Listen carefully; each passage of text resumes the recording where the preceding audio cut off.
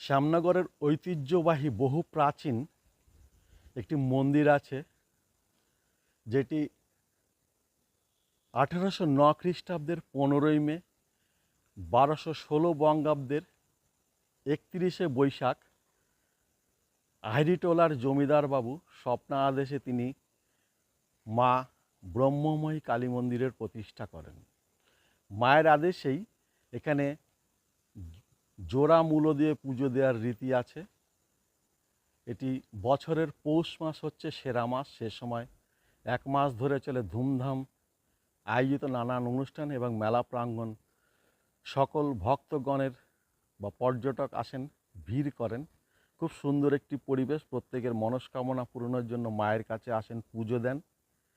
বহু প্রাচীন একটি ঐতিহাসিক এই মা ব্রহ্মময়ী শ্যামনগর কালীবাড়ি। এই হচ্ছে তার মূল ফটক। এই হচ্ছে মূল ফটক। এখন গঙ্গা আরতি শুরু হয়েছে। এটি সপ্তাহের একদিন হয়তো গঙ্গা আরতি হয়। গেট বন্ধ।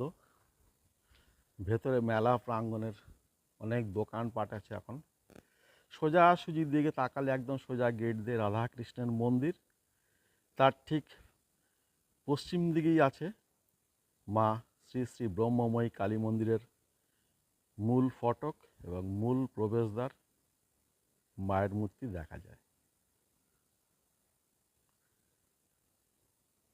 এটি হচ্ছে শ্যামনগরের ঐতিহ্যবাহী মন্দির মা ব্রহ্মময়ী কালী মন্দির।